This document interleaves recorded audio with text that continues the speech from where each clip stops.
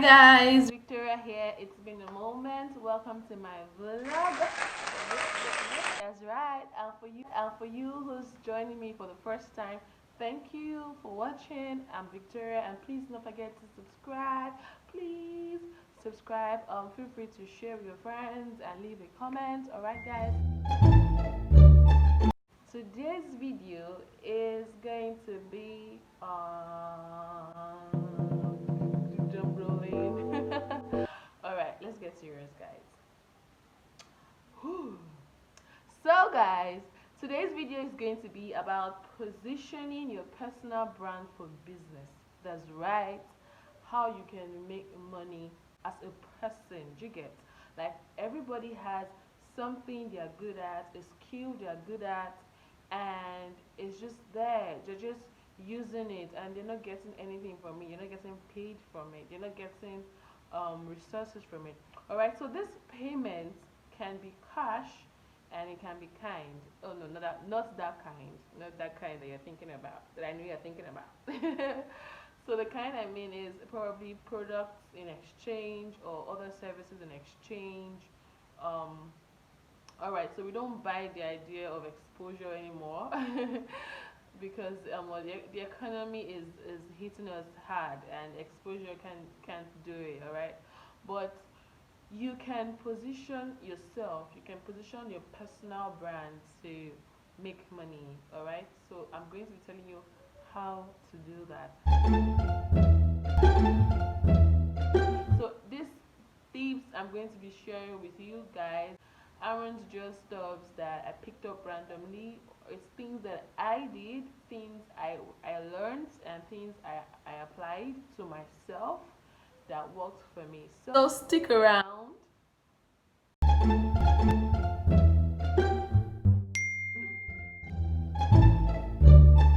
Hey, welcome back. All right, so the first thing you want to do if you want to make money from your personal brand is to decide in your heart of hearts that you are ready for this journey. Because my brother, my sister, it is not an easy journey. You would lose a lot, but yeah, you will gain as well from the comfort of your home, to be precise. All right, so the first thing you want to do, like I said, is to decide in your heart of heart that you want to do this, because it takes a lot of time, a lot of learning, a lot of sacrifices, a lot of no's. But it pays off at the end of the day. All right, now the second thing you want to do, right, the second thing you want to do is start to declutter, right? Start to wash away things that are not necessary in your social media pages. All right, I know Instagram is for fun, Facebook is for fun, Twitter is for fun, but if you want to start making business from who you are as a person, remember, you're not a brand yet. You're not a business. You're not an organization. You're just you. You're just a person, and so you're trying to now position yourself as a brand. All right, so you have to decide to get rid of those things on your social media that you have posted that is not brand worthy.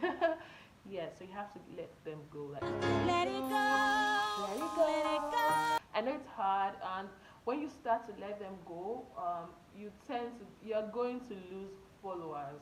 Trust me, you are going to lose followers. So for me, I actually did this detoxification on my Instagram. So on my Instagram, I started Instagram for fun before, right?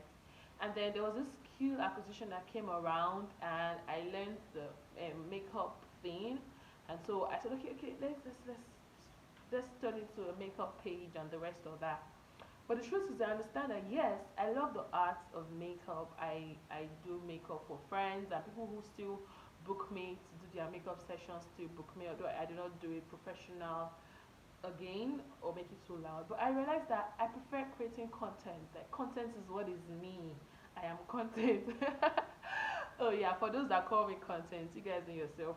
So yeah, so I felt that was what I wanted to do. That was what, although that was what I wanted to put out there now. Like, as it is now, that's what I wanted to put out. That was the person I wanted to position. The content creator was the person I wanted to position, and not the makeup artist. Alright. So I had to delete all my makeup pictures, I had to change my name from what it was. It was Beauty by Muda before, so I had to change that.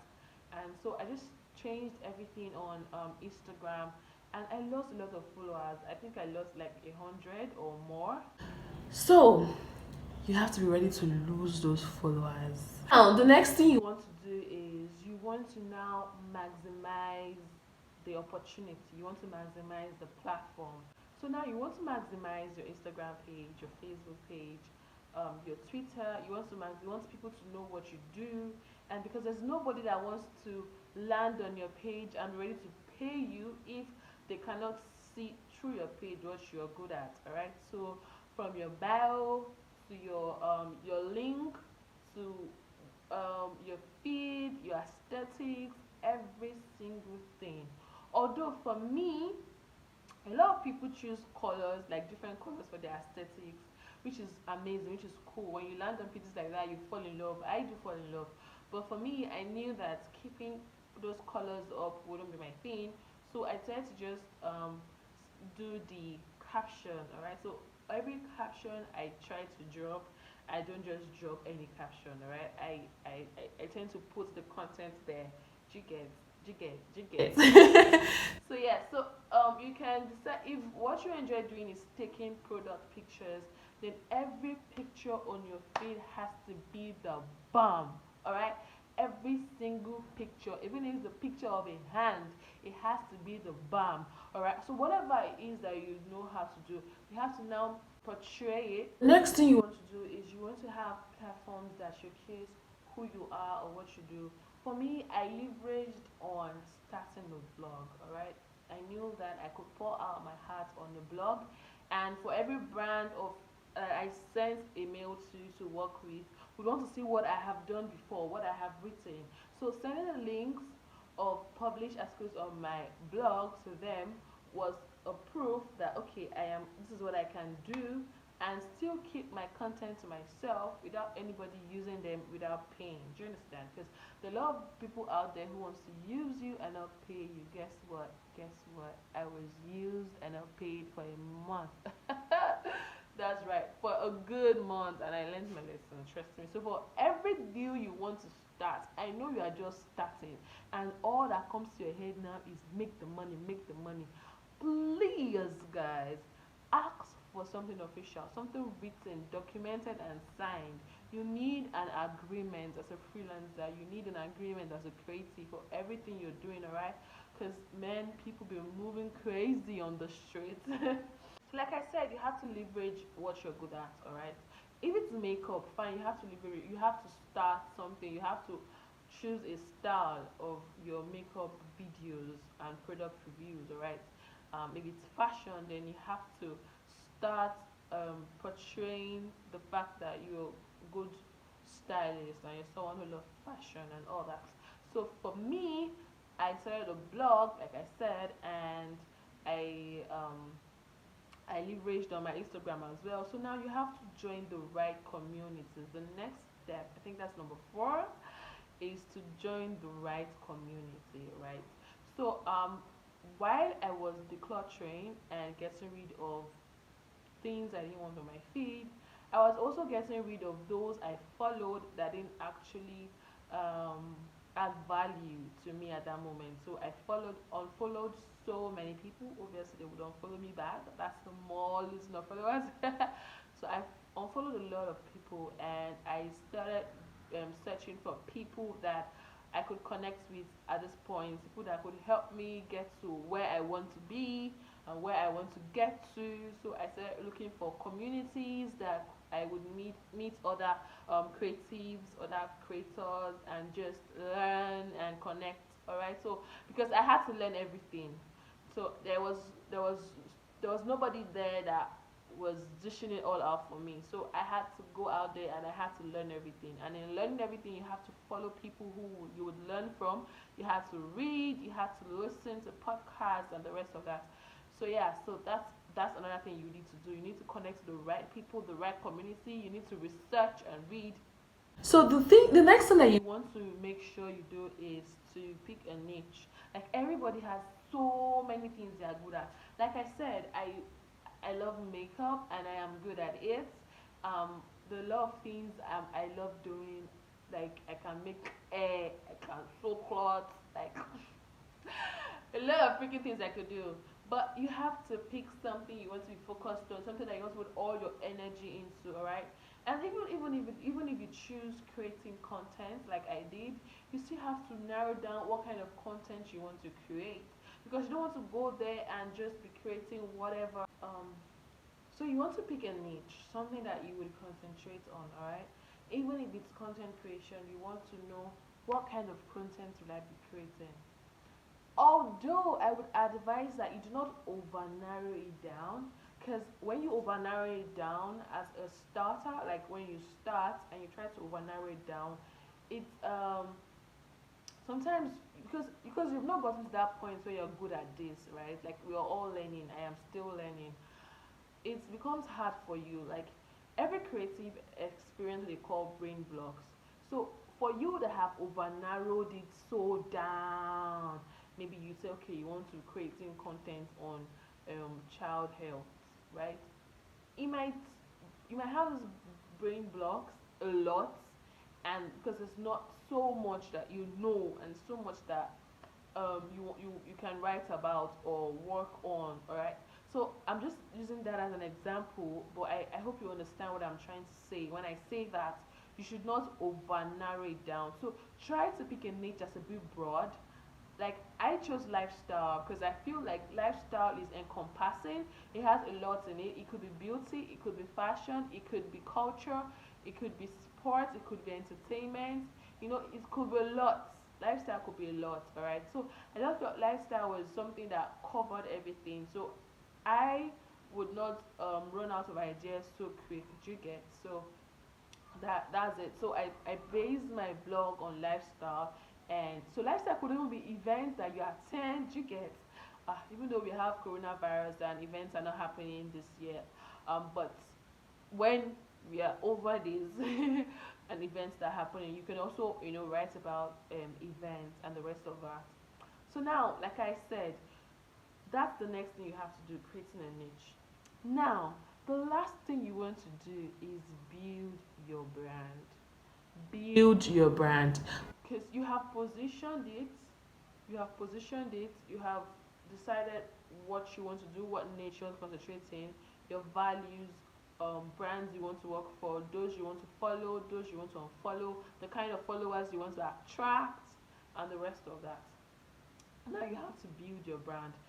And in building your brand, that's where the work is because you have to consistently prove your worth. Consistency doesn't mean that every hour, every second, you're all out there, you're all out there, you're all out there because you can get worn out and that'll be the end of it. All right, and people get used to seeing you every time all out there, and when you get worn out, they forget about you. It's that. All right, consistency is when you choose a particular pace you want to go and you follow it consistently. So if you decide that you want to drop content every week, every day, then you have to be consistent about it.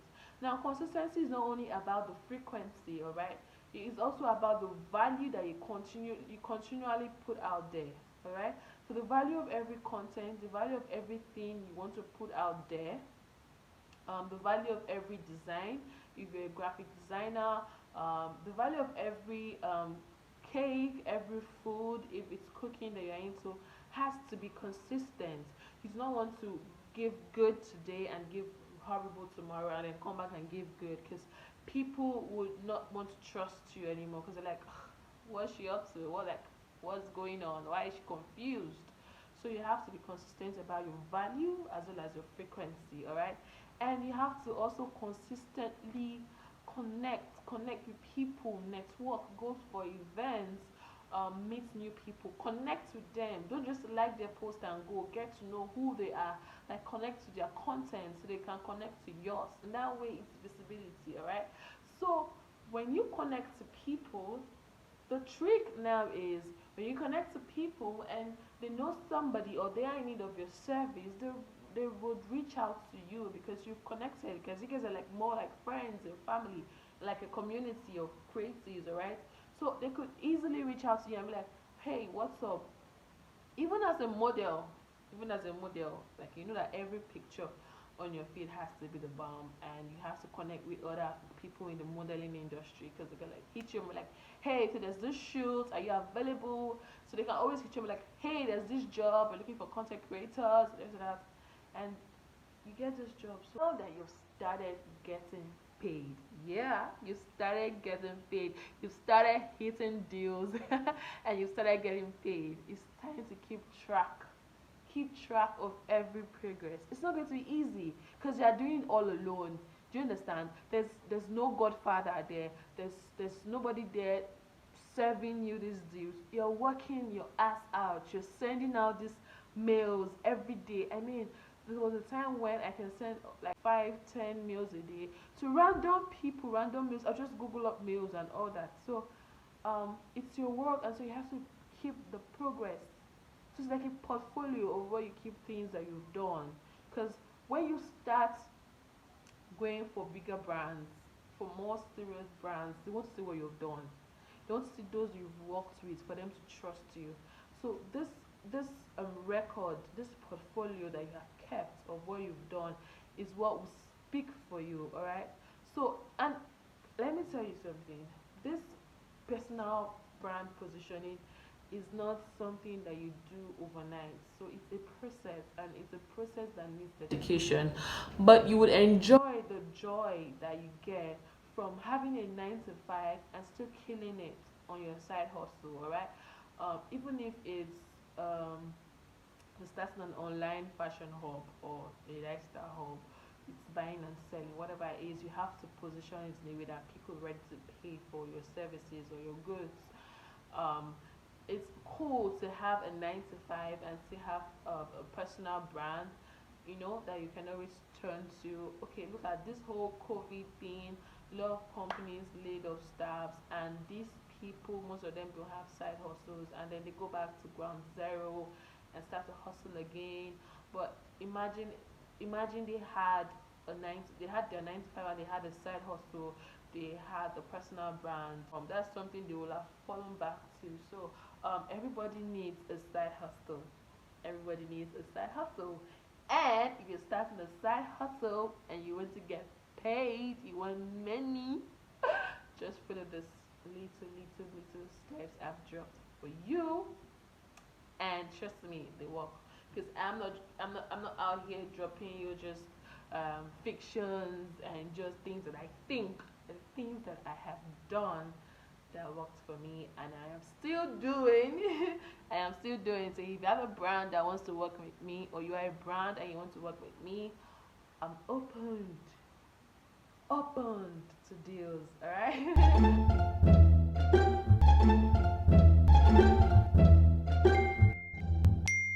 Thank you so much, guys, for sticking around. I promised you value, and I will continuously drop value. For every video that goes up on this vlog, it's gonna be value.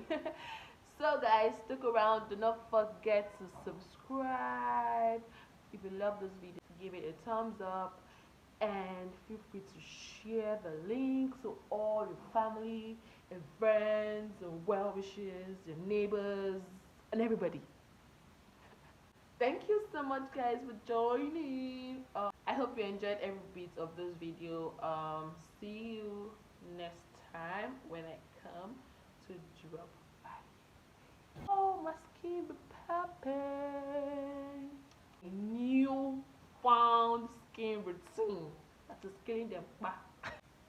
If you want me to share this new skin routine that's putting me all up in my feelings, drop a comment and I might just do that. Bye, guys. Mwah.